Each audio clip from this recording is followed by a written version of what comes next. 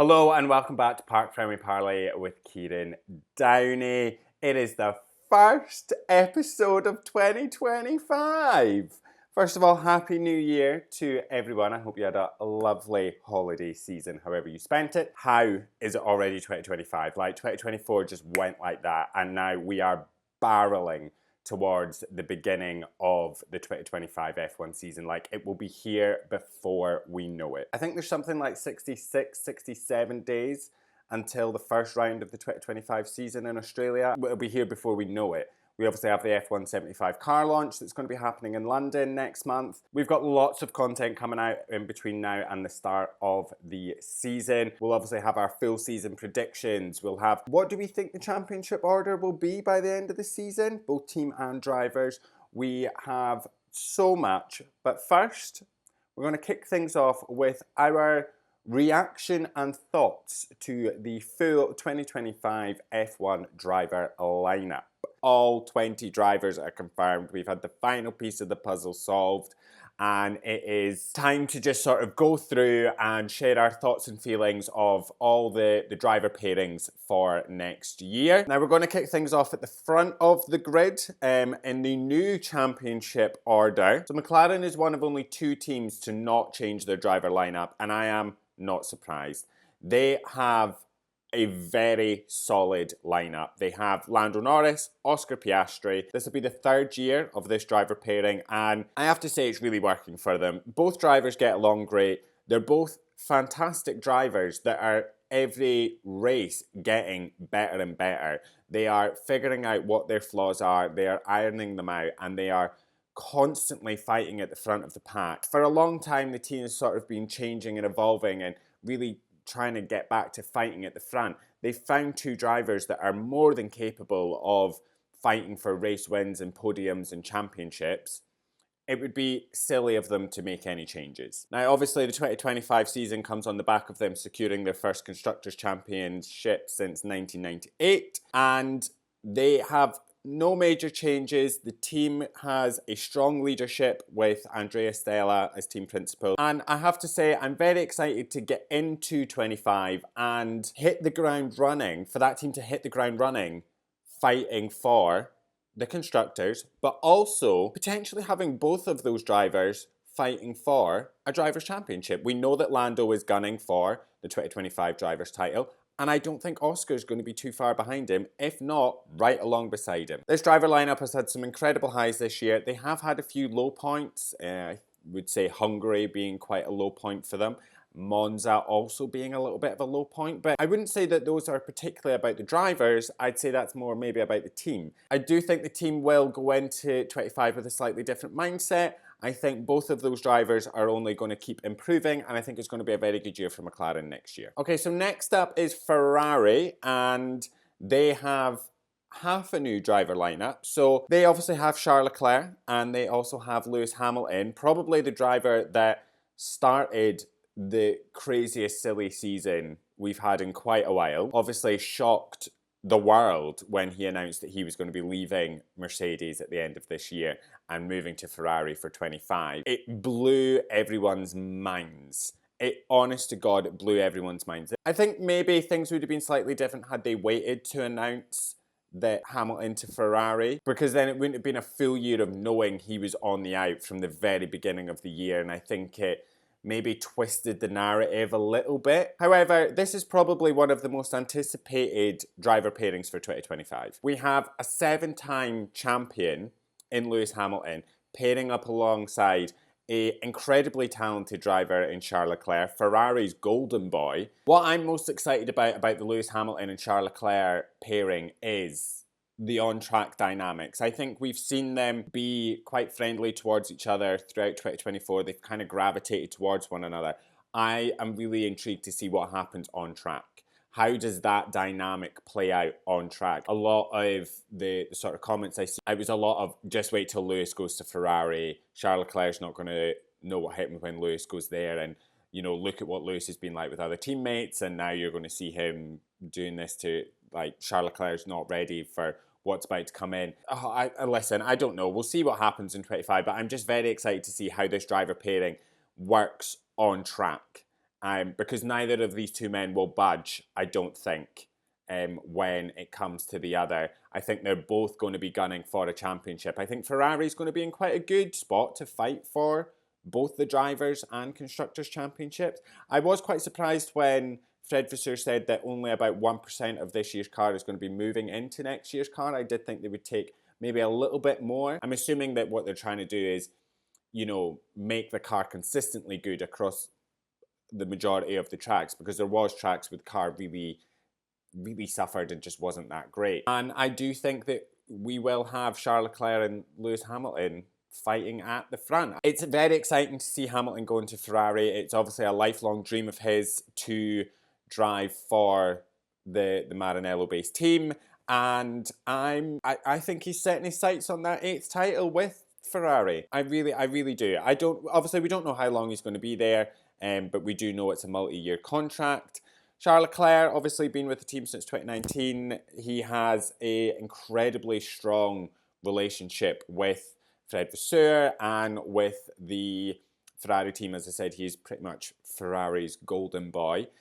Celebrated his first home win in Monaco, Ferrari home race win in 2024. Had an incredible season, finishing 3rd in the Drivers' Championship. And again, I think he's going to be like Lewis. I think he's going to be fighting for that championship. I think we've got a very interesting season with a lot of drivers in the mix for a Drivers' Championship. But as I said, very excited to see how the Lewis Hamilton-Charles Leclerc dynamic plays out on track. All right, next up is Red Bull. Red Bull maybe have one of the most controversial signings for 2025 in Liam Lawson.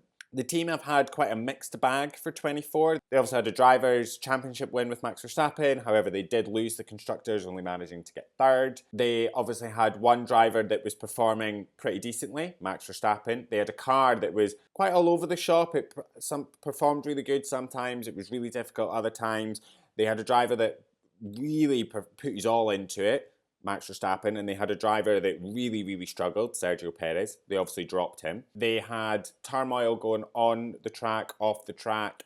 It was just constant. They've lost Adrian Newey. They've had it seemed like every sort of while throughout 2024, every sort of month, there was just a big blow to the team. They started off with the Christian Horner stuff, Adrian Newey, Jonathan Wheatley leaving the team. They had Perez falling off a cliff. They've lost the constructors. They obviously have Max Verstappen, who, despite the team's struggles in the Constructors' Championship, he secured the Drivers' Championship. And I have to say, I believe that is fully from those first few races where he dominated and just, he won it at that point. Got in such a gap that he could just comfortably keep that gap throughout the rest of the season, even though he wasn't winning races and sometimes wasn't on the podium. I am very excited to see what Max can do. He's obviously going to be going for his 5th, but he's going to have such fierce competition from Lando, Oscar, Lewis, Charles, potentially George. I'm not going to say Kimi Antonelli, but maybe. You don't know. Honestly, you never know. Obviously, driving alongside Max is Liam Lawson. Now, I kind of made my thoughts very clear on Liam Lawson when I spoke about him potentially being the one to replace Sergio Perez when we spoke about Perez getting dumped. Listen, I think Liam Lawson is a good driver. I think it's a very interesting choice. Do I believe that it is Red Bull repeating mistakes they've already made? I kind of do. You guys also kind of believe it as well. A lot of the feedback I got when I sort of put the videos out, a lot of what you guys were saying, where you're not entirely too sure that Liam Lawson is the right choice. And it does seem that Red Bull are most likely making these mistakes. I don't know, I feel a bit on edge about the Liam Lawson situation. And listen, there's no offence meant to Liam Lawson here. I think he's a good driver. He's obviously done a decent enough job that the Red Bull leadership sees him as being the most logical person to replace Perez. I don't know what it is that they see in Yuki Tsunoda that they don't like, that is so impossible to reconcile. The downsides seem to be too big for Yuki Tsunoda that they just don't seem to want to take him. However, with Lawson, do I think it'll be an upgrade on Perez? 100%. I honestly don't think it could get much worse. I mean, it could, but I don't think Lawson will be worse than Perez. Listen, I don't think that Lawson is a long-term driver for Red Bull.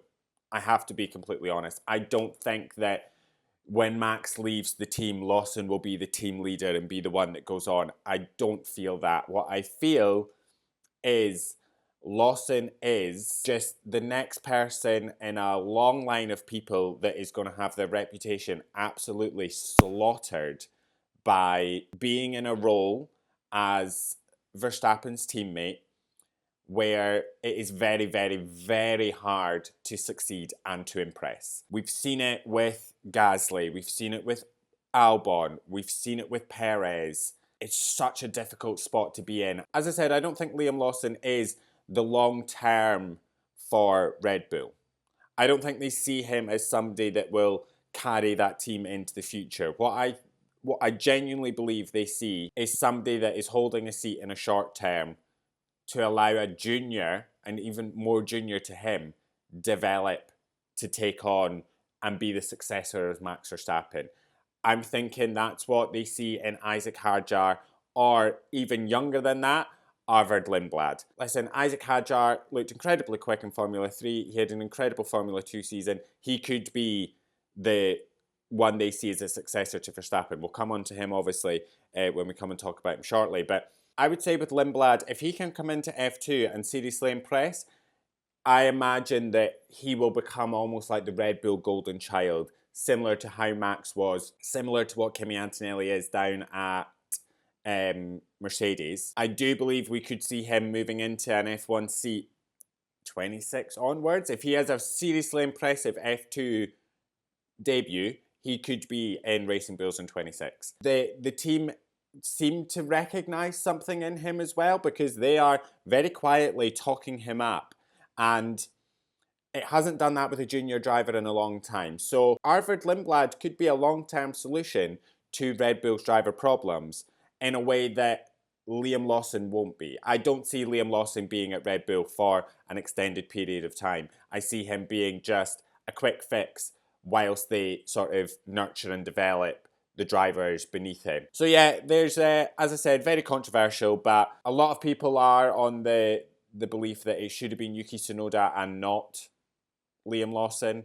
A lot of people are actually a little bit glad that it's not Yuki Tsunoda, but it's a controversial one, and a lot of you also believe that he won't see out the full 2025 season, so we'll just have to wait and see on that one. Next up is Mercedes, who have kept George Russell. Very excited to see what George Russell can do as the team leader. You know, he was the driver alongside a 7-time world champion for a few years now, and I am excited to see what he can do to as the big driver in the team, you know, the team leader, the number one driver. Well, maybe not number one, because Toto Wolff loves him some Kimi Antonelli, so maybe he's just there as the steady driver that's been there for a while and can go out and do whatever, and a lot of nurturing and whatever goes towards Kimi Antonelli. So yeah, as I said, interesting to see how George Russell can do as lead driver. He's obviously pairing up with Kimi Antonelli,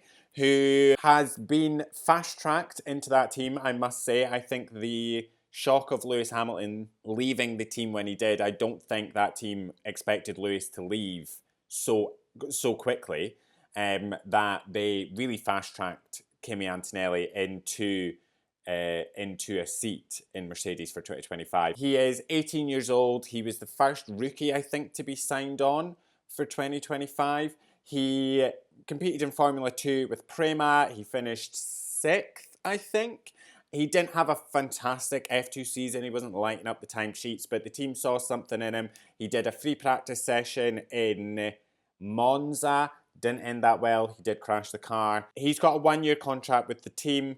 Both of their driver contracts end at the end of 2025, so both George and Kimi, so we might see another change there. However, I am very intrigued to see what happens with Kimi Antonelli. Has Toto Wolff made the right choice? Is he, I mean, to be fair, he did have some incredible moments in Formula 2. I think back to that overtake up Eau Rouge in Spa. I mean, we've got so many rookies coming in and so many driver changes that it's like there's so many different things to keep an eye on, but I do think Kimi Antonelli will be one of the ones to watch, especially with having the weight of replacing Lewis Hamilton. You know what I mean? It's a big thing to be the driver that they've picked to replace Lewis Hamilton. So definitely one to watch there. Aston Martin, the only other team to not change anything with the driver lineup. They have two-time champion Fernando Alonso racing alongside Lance Stroll. I don't really have much to say about Aston Martin. It's the biggest change is that they have Adrian Newey coming in as a shareholder and managing technical partner. Fernando Alonso will definitely be looking at securing a third-time championship with Adrian Newey. I have no doubt about it. That is apparently, I think, when Adrian Newey signed on, he'd said that a driver he always wanted to work with as well was Fernando. Hope and pray that the car is better than what they had this year, because Alonso hated that, and it was just actually I felt quite bad watching him struggle so much. Lance Stroll, I mean, he's there. He's continuing to drive. I mean, nobody knows how long Lance Stroll will drive there. His father obviously owns the team. But I have to say, I just don't believe that Lance Stroll fits the best interests of that team. I genuinely don't believe that with that team really hammering in on championship glories, they're signing Adrian Newey, they're signing all these other people, they're putting people in the right places, they're opening up new factories and wind tunnels and doing all these things. I don't think that Lance Stroll is the driver for that team. He finished in 13th position in 2023. To be fair, both drivers really struggled with performance, and I don't know, I just don't see it. I don't see it, but hey ho. As I've said many a time before, it is not up to me to make the driver calls at Aston Martin. Next up is Alpine. Alpine obviously had quite a lot of changes throughout 2024. They had their team principal exit in Bruno Faman, replaced by Oliver Oakes, who will continue the role into 25. They seen Esteban Ocon exit to go to Haas. They've been replaced by Jack Doohan. Their engine program shutting down. Renault, they're going to be going with Mercedes power units from 2026 onwards. So lots of changes going on down at Alpine. I have to say, a terrible start to the year for Alpine. However, they managed to change something around and had a phenomenal bounce back for the last quarter of the season. They're sticking with Pierre Gasly. I think that's a very solid choice. It's a great sort of story with the French team, with the French driver. He seems to be very happy there. He seems to really enjoy driving for that team. He's a solid driver. He finished 10th in the Drivers' Championship, secured Alpine 6th in the Constructors, and when Esteban Ocon got that podium P2 in Brazil, he was right alongside him in P3. So a solid driver, exciting to see what he can do next year. Hopefully the car is not a dustbin for 3/4 of the year and then bounces back in the end. And then we have Jack Doohan. He spent 2 years as Alpine's reserve driver. Very excited for him to be getting a seat. He actually left his Formula 2 career at the end of 2023 and put everything into his reserve role, his sim role within Alpine to fully sort of secure a spot into Formula 1. He's got a contract till the end of 2025. As I said, the same as Pierre Gasly. I hope that he has a decent car for the majority of the year, not just the last quarter of a year, because I really want to see what he can do in decent machinery. He did obviously do Abu Dhabi. I don't think you can count that as anything, to be honest with you.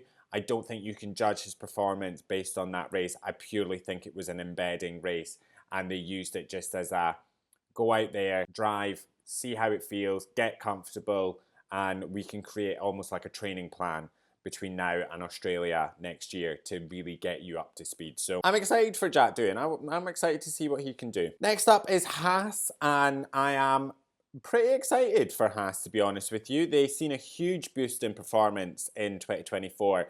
They obviously had the shock exit of Gunther Steiner, confirming that Ayo Komatsu would step into the role, and I think that's been a great move for the team, because it seems to be that the team has refocused throughout 2024. I do believe and I do feel that Haas was a team that was all about the principle, not about anything else. Gunther Steiner was Haas. If you thought about Haas, you thought about him. You didn't think about the performances on track. You didn't think about, well, to be fair, there was no performance on track. They were pretty much last all the time. When I used to think about Haas prior to this season, I thought, sadly, about Roman Grosjean's crash, and I thought about Gunther Steiner and the drive to survive of it all. And it was never really about the on-track or the team or anything. It was always just about, kind of about Gunther and his drive to survive persona and the one-liners and all of that. When he was announced that he had been fired, I was actually kind of all for it, because I was kind of over what kind of felt like a joke of a team. And we had teams getting rejected in terms of Andretti, and, you know, I was like, we're rejecting teams that could come in and bring something, but we have Haas, who almost feel like a bit of a joke. And my God, have I changed my mind on them. Ayo Komatsu came in as team principal. He already worked for the team. Quickly proved everybody wrong and significantly improved the performance of that team, I have to say. They went on and had a pretty incredible season. Nico Hülkenberg and Kevin Magnussen having some pretty great performances. Obviously, Magnussen had a bit of an up and down with all of the mad driving, got a race ban, all of that kind of stuff. But I have to say, a pretty decent season for Haas altogether. They have a full driver lineup change. They've obviously got Esteban Ocon. He decided to leave Alpine after 4 seasons. He will be the sort of lead driver for Haas. And I just really want Haas to continue on an upward trajectory, and I just don't want any of the nonsense. Esteban Ocon is a great driver. He is a race winner, podium sitter, and I do believe that I think he'll be able to help Haas quite a lot. Esteban is going to be joined by Oliver Bearman, the rookie sensation. He absolutely impressed in 2024, stepping in for Carlos Sainz in Saudi Arabia. He obviously replaced Kevin Magnussen in Azerbaijan when he got a race ban. He then raced in Brazil after Magnussen took ill. And I have to say, very, very excited. He's obviously the first driver in history to score points for 2 different teams. He's got a multi-year contract with Haas, and I am very excited to see what he can do. Again, I would say similar to Kimi Antonelli. Didn't have a fantastic F2 season, but I would say has definitely earned a position in Formula 1, and I'm excited to see what he can do. Very, very excited. All right, next up is Visa Cash App RB, or I believe they are just going to be known as Racing Bulls from now on.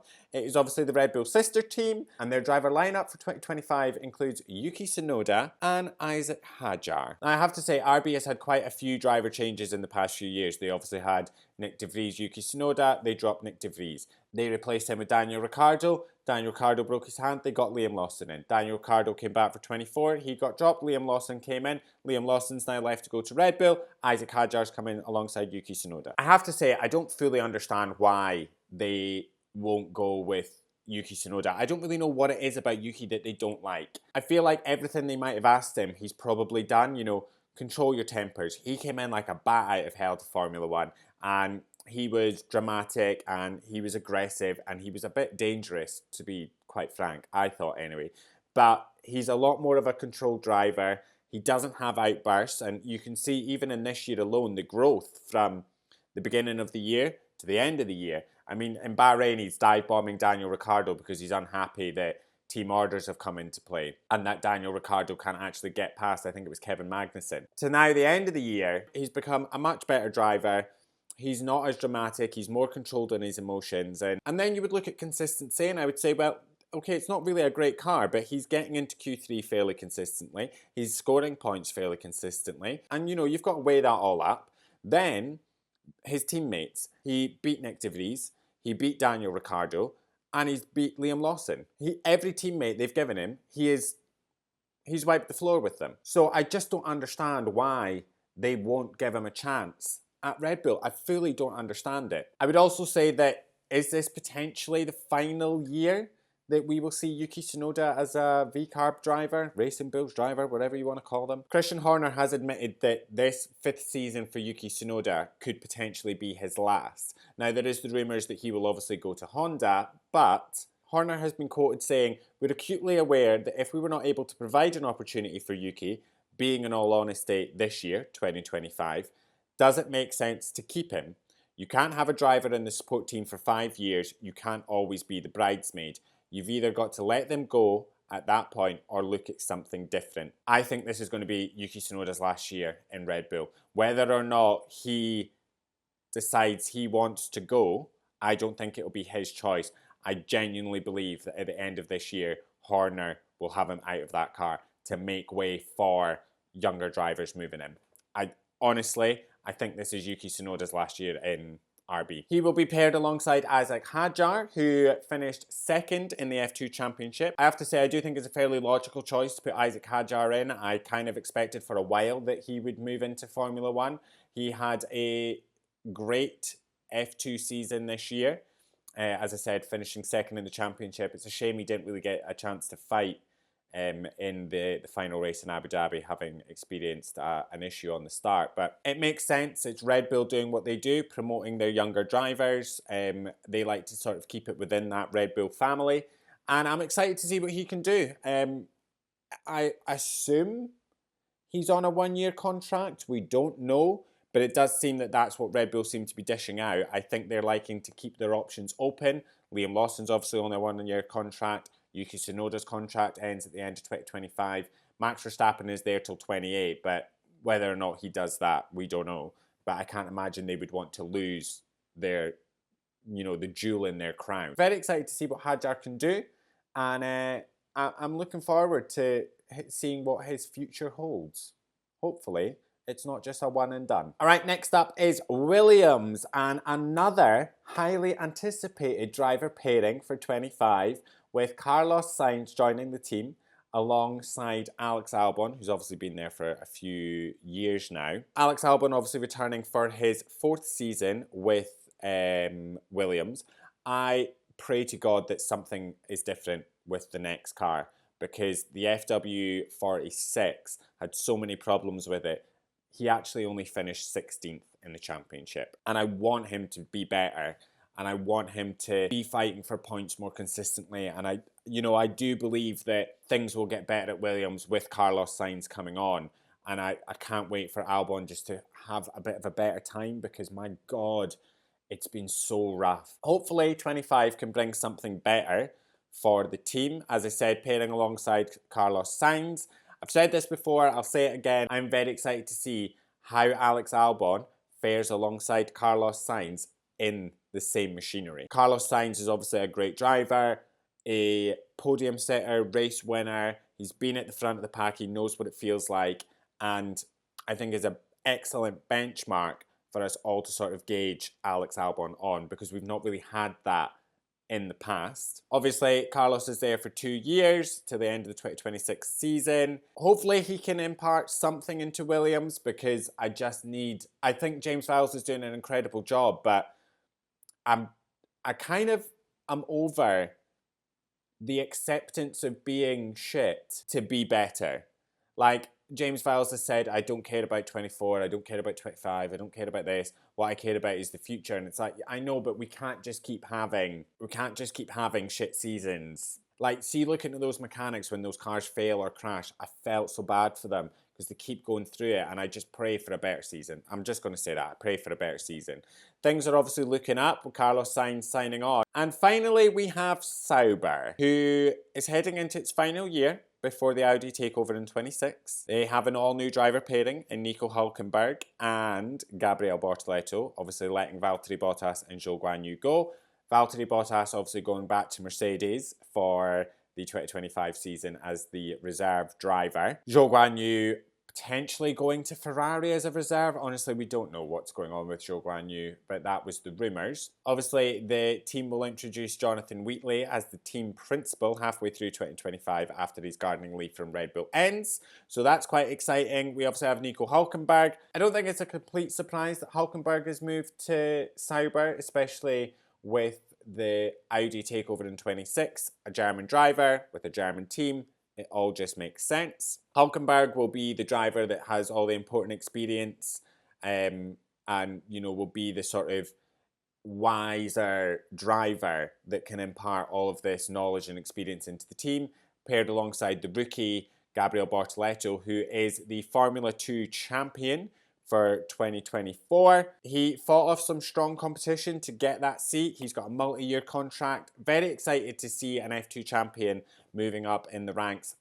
All I pray is that there's some sort of improvement in the Cyber and that these boys aren't just driving a neon green dustbin. Obviously, there was like something happened towards the end. Valtteri Bottas was beginning to sort of get higher up in qualifying. We got Zhou Guanyu getting points. We almost had Valtteri Bottas getting points in Abu Dhabi. It's like they kind of turned the car on and hopefully figured something out, and that these boys have, because I've gotten really used to having Nico Hülkenberg having a good time and fighting and scoring points. I'd really like that to continue. And I would like Gabriel Bortoleto to come in and have fighting chance at scoring points. And then obviously we've got the Audi takeover. No idea how that's going to go. We've got no guarantee that Audi is going to be a decent team or, you know, are going to have any great performance, but we will see what happens. But that is everything from us. That is the 2025 grid. I'm very excited for all the rookies. I'm not counting Liam Lawson in that because he's done too many races, and I don't believe you can count Oliver Behrman because he's also done too many races. I'm going to say he's a rookie. Oliver Behrman, Antonelli, Isaac Hadjar, Jack Doohan, Gabriel Bortoleto. It's just very exciting to have all of these new drivers joining the grid. Obviously, big moves with Lewis Hamilton, Carlos Sainz, Lawson moving up to Red Bull, and it's just going to be, I think it's got all the makings of an incredible season. All the driver changes, the last year of the regulations, the grid is tighter than ever. We could be in for an all-time classic F1 season next year, and I cannot wait. And that is everything from us. We'll be back very soon. Enjoy the rest of your day. Love you. Bye.